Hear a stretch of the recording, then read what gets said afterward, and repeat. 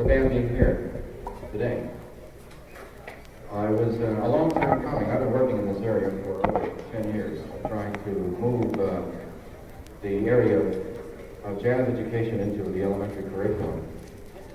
As it stands today, the interaction of jazz and children across the nation is still an extremely rare occurrence, and there are many factors contributing to this malady of course. And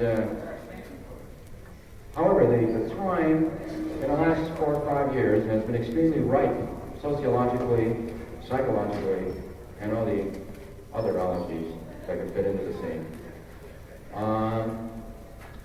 I made some rather strident and acid, in some cases, remarks during the band director's clinic last year here regarding the conspicuous absence of elementary level participation in this particular movement, since there are over 250,000 youngsters in colleges and schools. Looking at schools, we seem to just have a natural division from junior high school on up, and I'm glad to see that this particular session, the 9th annual festival here, has some 7th and 8th graders. I would like to suggest that be classified as upper elementary, because this is elementary.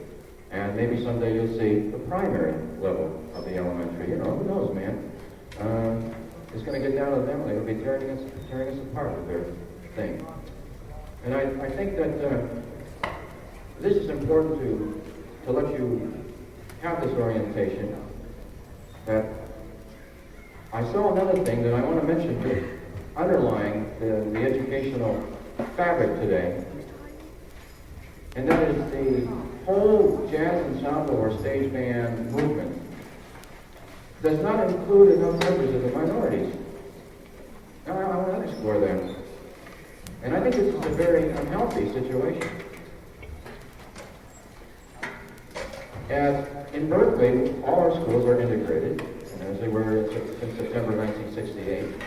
And where this particular group started as a nucleus was in the summer of 1966. Now, these things do not happen accidentally. This group is not here just because somebody said in the last couple of years or so, let's have a jazz band. It doesn't happen that way. You know, because anything that seems to be a departure from the normal or traditional areas of the curriculum is a threat. It's a threat to fellow educators, which is groovy to be that way, and to the establishment, which includes much of the community, which still has some very stereotypical, narrow views of this particular lifestyle in music.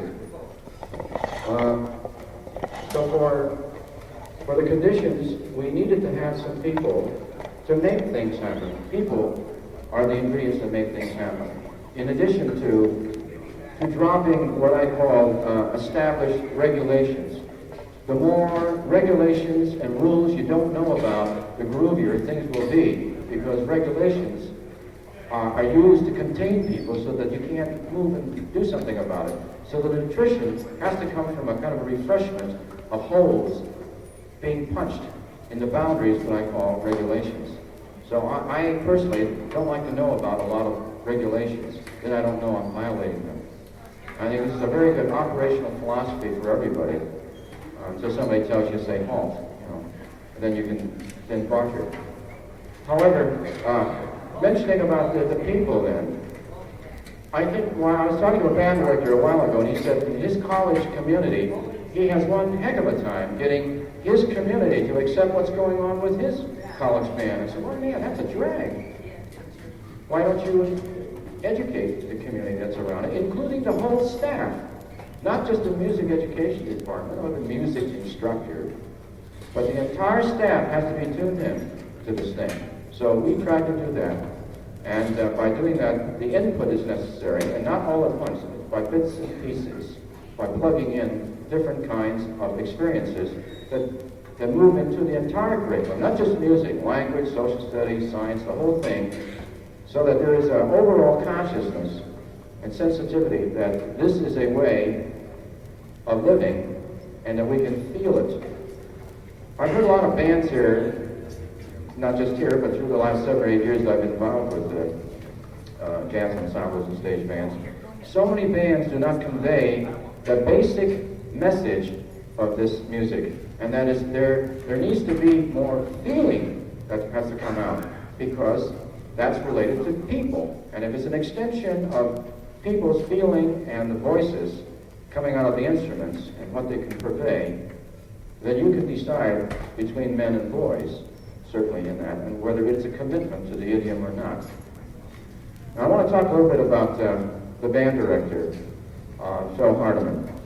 And Phil will assume the responsibility for any clinical questions you might want to direct to him later. And he has some poop stuff that he can use to fortify your background if you need it. But Phil is a rare individual because you don't find very many people like him in the elementary schools. And I consider myself kind of weird too. And so having you put weird people, atypical, misfits together, you got something going. Phil comes to this particular enterprise from a fantastic array of musical experiences. He was an arranger with the military academy, U.S. Military Academy at West Point, studied composition. That was forced, by the way. But he had his choice to do what he wanted to do. He found his own gig within that scene. I dig what you're saying, man. Just an aside.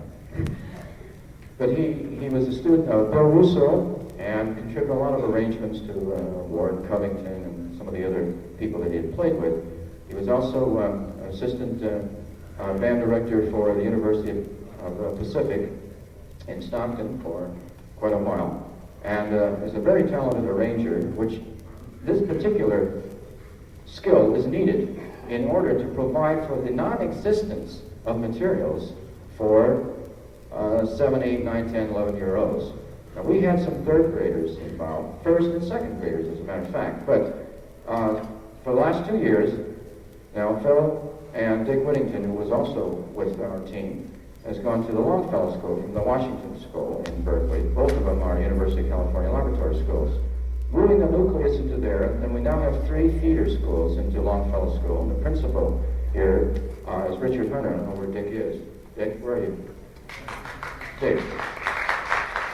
It's very important to have in the embryonic stages. I could feel that the design of this kind of a program must have administrative support, and he certainly, he himself, is a devotee of the idiom.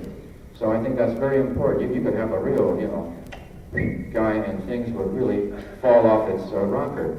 And because I know that Phil was with another situation while he was with me, and it was like day and night during his week. But the materials that were used throughout the year, no matter what the kinds of events are, Christmas or holidays or graduation or whatever, inserting this kind of music into it, start to break open the repertory that was needed. So I'm going to leave the rest of the material up to the children to let you get what's happening. Phil?